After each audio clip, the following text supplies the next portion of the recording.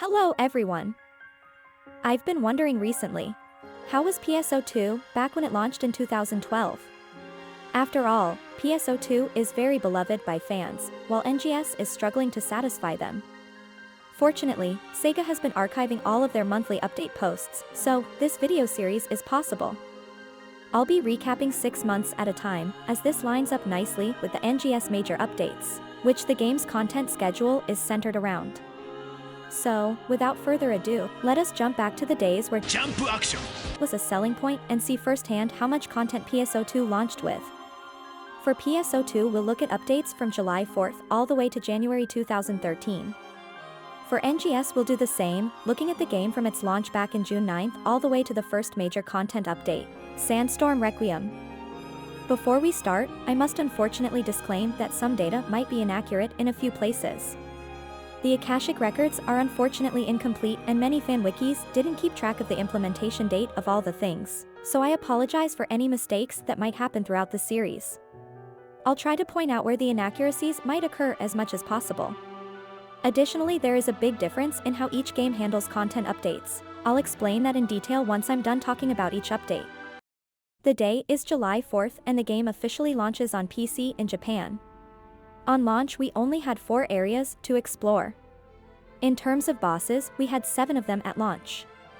Dark Ragni was the final area boss of the ARC's Ship Urban Area Urgent Quest, but could spawn in any exploration quest randomly. The mag leveling system was available at launch and allowed the player to feed their mag various items in order to level it up. Depending on which stats it had at certain level thresholds, it would change forms accordingly. There was no X-Cube shop yet, so you couldn't just force-feed it food devices.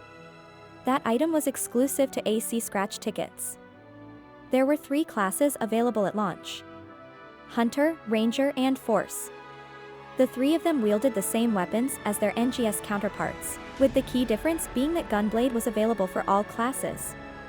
Wind and Dark techniques were not implemented yet, and Force couldn't boost the power of Light techniques. For some reason, Sega wanted Force and Tector to specialize into different technique elements, which was definitely one of the design decisions of all time. In terms of equipping your character, you had 9 weapon rarities. However, there was no weapon potential system and grinding weapons was tedious. Instead of the current EXP-based system, weapons had to roll a d20 to decide if they would level up, and, if you were unlucky, they could de-level as well. PSO2 had a potency floor mechanic just like NGS, however it was essentially invisible. Because weapons, which were classified as rare, had a hidden dexterity bonus, the dexterity stat ended up not matching for the vast majority of weapons. Way to implement a mechanic just to invalidate it 5 minutes later. This info will be on the test in the 3rd episode, write it down. I'd also like to point out that weapon camos didn't exist yet. Aside from the exploration quests, there was also one time attack quest, which you at the time could not play solo, coupled with an interrupt ranking system.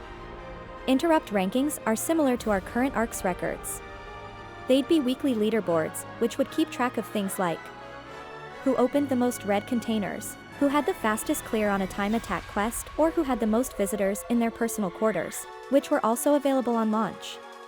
Because SG wasn't implemented yet, all you'd get for placing high on the list was a medal to display in your personal quarters. Riveting. The story included Chapter 1 through 4. However, in order to experience it, you not only had to play the story quests once.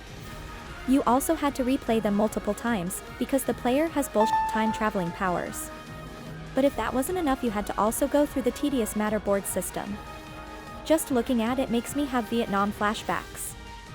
To progress through the Matterboard, you had to do certain things the board asked of you, like killing a certain mob a couple of times. The great thing about Matterboards is, they would only update once the quest is finished. Which basically meant you could only progress one node at a time. I cannot contain my sarcasm. But at least the Matterboards would reward you with semi-useful items, like a weapon or armor with decent augments on them. Speaking of augments, if you think the current system in PSO2 is shit, just imagine the same system, where you can only use 2 fodder items to affix your gear. I'm not joking. But hey, at least the game had a title system on launch, no login stamps though. It's kinda wild to think of an online game launching without daily login bonuses these days.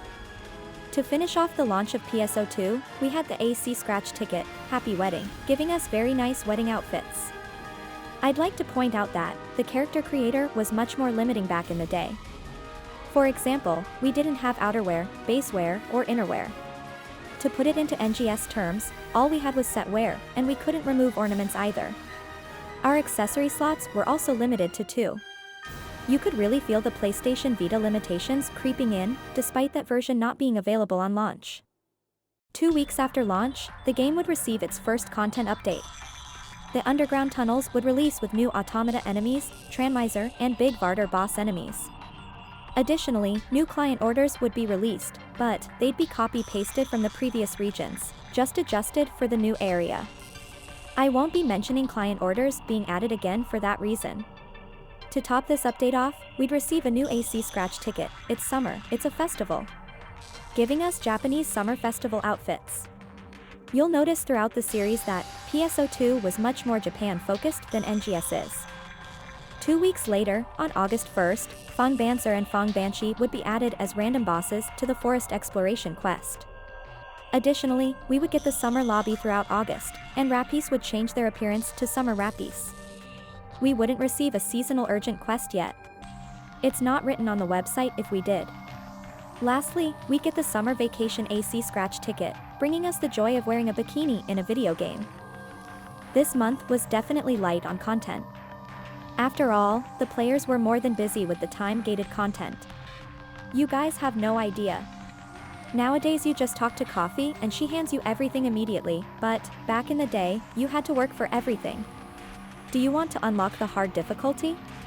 Well, go into the field and collect a bunch of capsules, which only started dropping now that you picked up the client order. This is just one example, but PSO2 was full of things like this. When NGS adds a new class, you log in and it's already unlocked and ready to go. When PSO2 adds a new class, you need to make sure the previous ones are leveled up to 30 and complete some other arbitrary task to get the permission to use it. Minor rant over. On August 8th, we would receive the Floating Continent Exploration quest along with new Dragonkin enemies, new False Spawn enemies, the Catradransa and Quartz Dragon boss enemies. We'd also be graced with the appearance of Michaela. Okay, this is why we don't have nice things anymore. Sega makes a NPC design contest, and people vote for this. She'd cursed the lobby for 2 months, and I don't think Sega has ever held a NPC design contest ever since. Anyway, feel free to include Michaela in your PSO2 fanfictions. I really can't wait to read about her misadventures, or the deep lore about how she's secretly a photoner, more powerful than Daddy Luther. 3 weeks later, we would get Chapter 5 and 6, in which we'd explore the newly added areas, as well as the shop staff Carnival AC Scratch ticket, allowing us to dress up as a ARX ship clerk. That is all there was back in August. Another light month in terms of content, but with the new matter boards you had at least something to chew on. Fighter, Gunner and Tector would finally join PSO2's roster of playable classes on September 12th. Along with them, Sega would implement new weapons corresponding to these classes, as well as photon arts, with the exception of wands. Wands had no photon arts. Wind and dark techniques were finally added though. Additionally, the friend recruitment system would be implemented, which we in Global never received, for various reasons, and the recycle shop would get added as well. Google Translate kept translating the recycle shop to thrift shop, so I'm just gonna pretend and say thrift shoppin' was born on that day. Happy birthday! 2 weeks later, Alliance Quarters would be added to the game. By collecting Alliance points, you could grow a photon tree, which allowed you to receive various buffs for 2 hours. In order to collect points, you'd need to do the newly added Daily Alliance client orders. Nowadays you get points by doing basically anything in the game, but back in the day the system was a bit more grindy. Additionally, we would receive the second time attack quest, as well as Chapter 7. You could also finally transfer your character from one ship to another. So, if you accidentally started out on the wrong ship, you could finally transfer to where all your friends are. The lobby would change to the moon viewing lobby, but no seasonal urgent quest to accompany it. It's kinda weird looking back at the seasonal updates, and seeing they had nothing in them, except for a different lobby. Lastly, we got the autumn full moon AC Scratch ticket. The first major update for PSO2 would happen on October 10th, and it would add a lot of things. Firstly, the level cap increased from 40 to 50, and the very hard difficulty would be added. Additionally, all bosses would receive a rare version that could only spawn on very hard difficulty. Most importantly, the subclass system was finally here.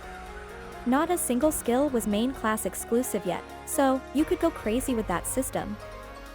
Mr. Umbla was added as a random trial to all exploration zones, and each class would be blessed with new PA and techniques.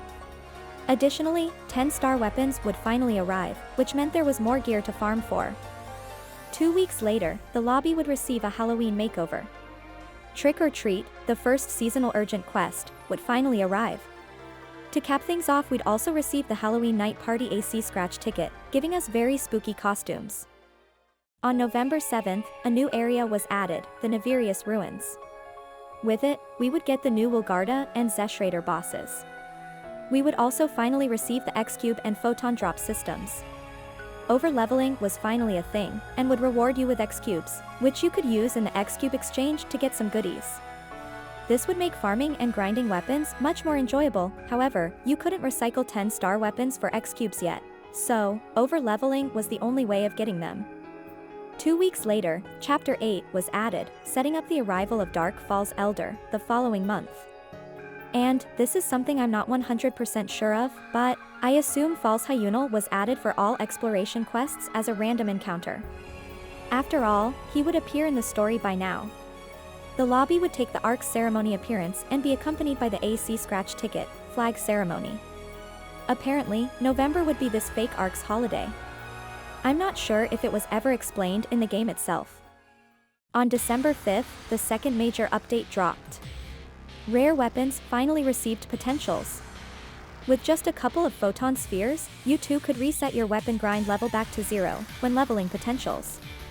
This essentially forced you to grind to plus 40, since leveling up the potential would reset you to 0 3 times. A very fun system that the whole family can enjoy. Parallel areas were also added and time attack quests were reworked so you could tackle them solo. Rather unfittingly to what's happening in the story, the lobby would receive a nice, warm and fuzzy Christmas theme, and the seasonal urgent quest Merry Christmas on Ice was available. A week later, Dark Falls Elder would fucking kill everyone. I guess world-ending events on Christmas are something PSO2 and Persona 5 have in common.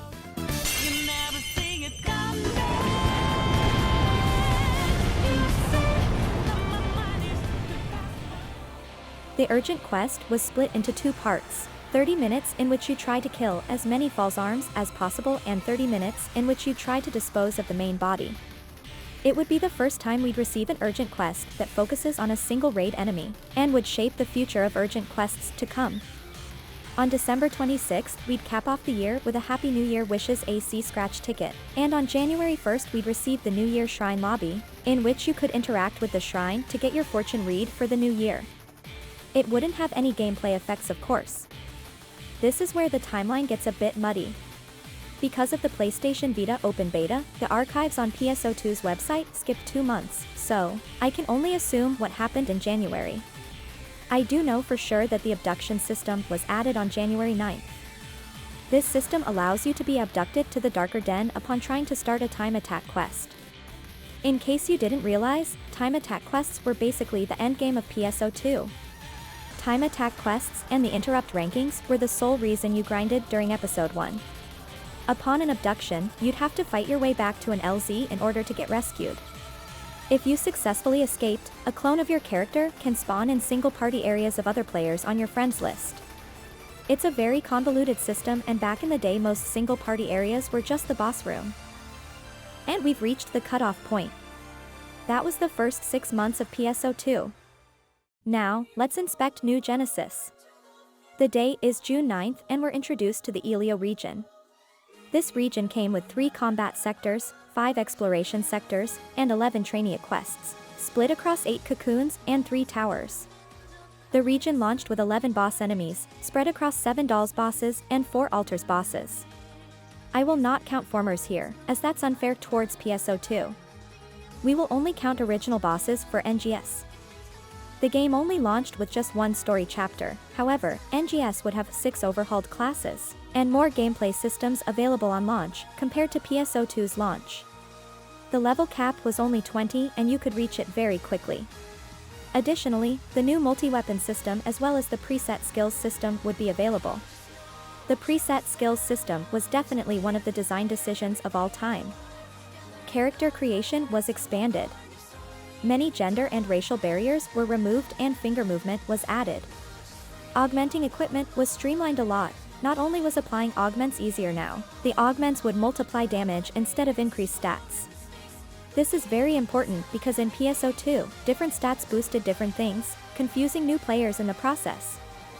The game would also launch with the Soldier Line AC scratch ticket. The title system would unfortunately be absent, and weapons would only go up to rarity 4.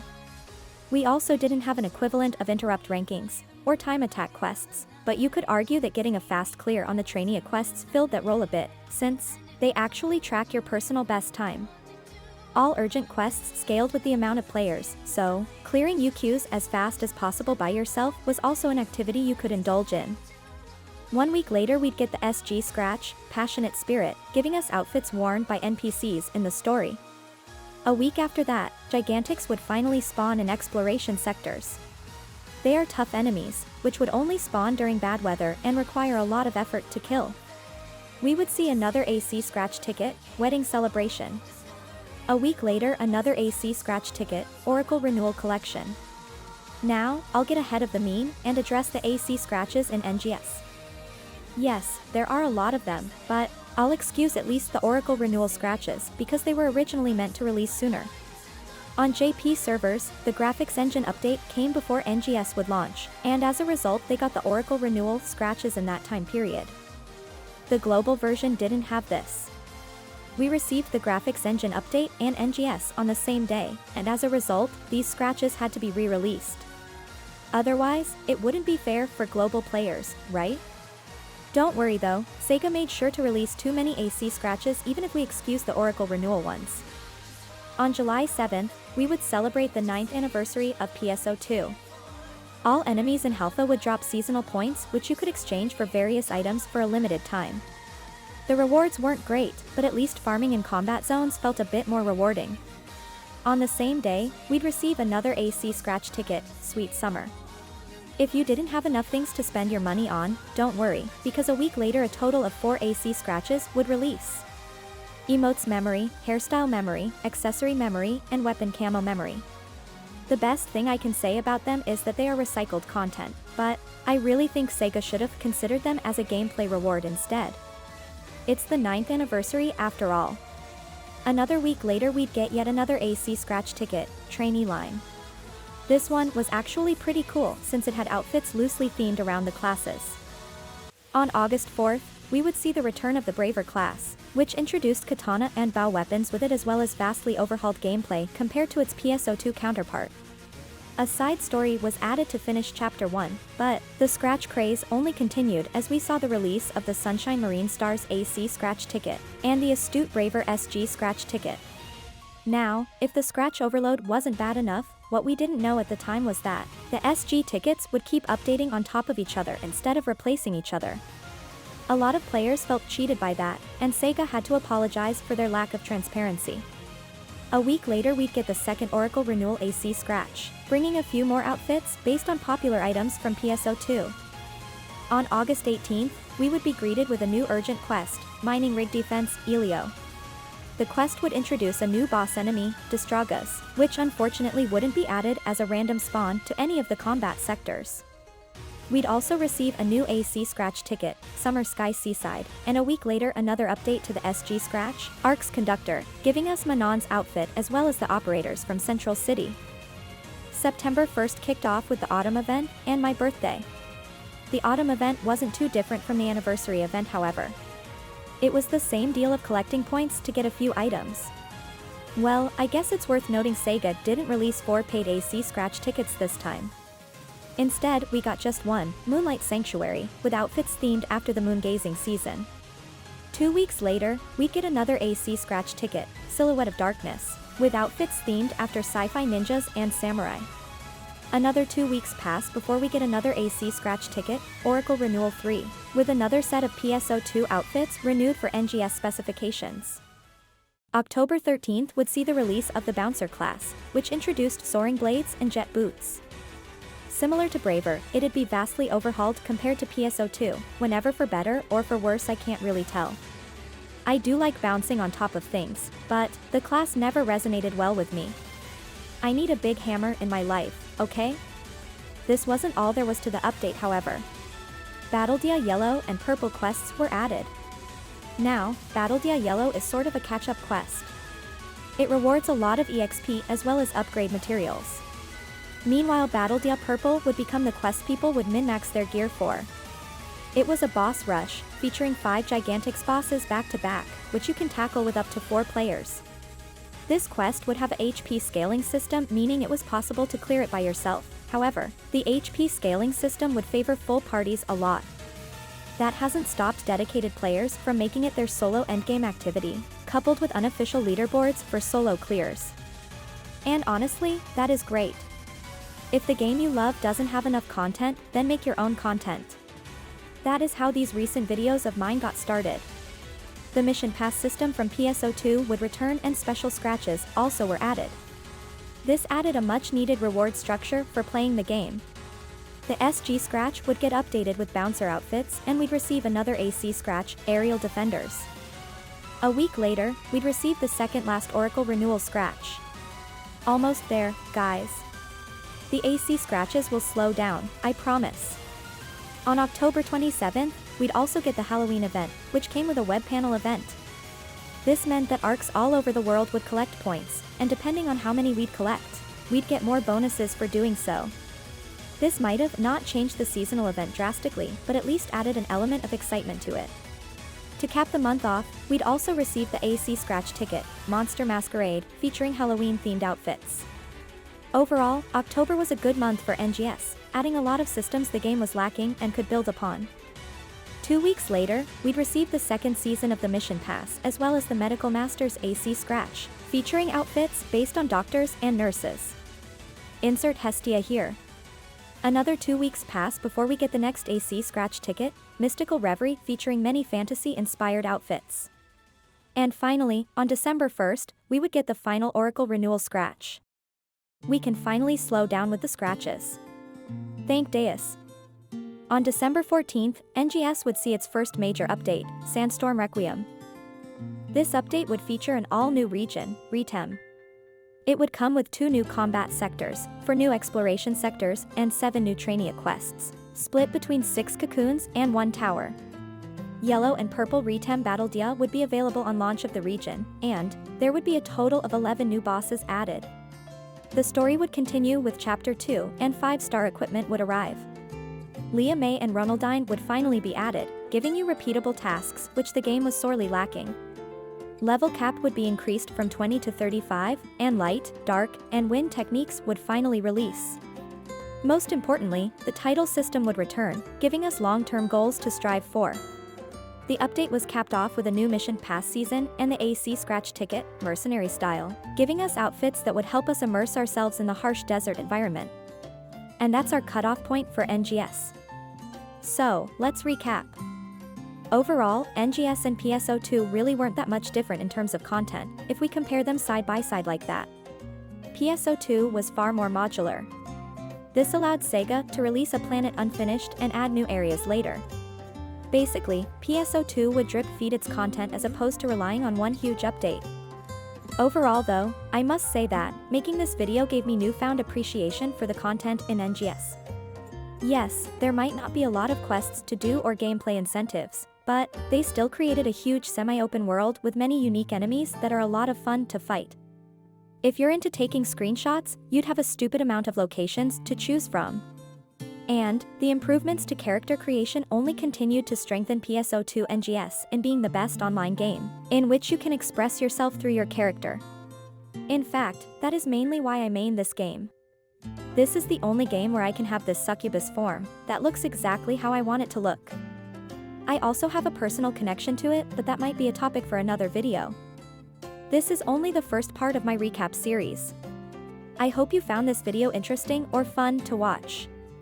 I'm still figuring all this YouTube stuff out, so if you have any criticism about my videos, or you think something could be improved, definitely let me know. I'd like to thank everyone who commented on my previous video. I was genuinely surprised to see this many comments on what's really my first serious video. I love every single one of you. What's your opinion on how the content in both games was handled? I'd love to see everyone's opinions on this in the comments. Next episode, we will be looking at the content releases right up until Kvari's and PSO2 Episode 2 release. I hope you're as excited as I am. Take care!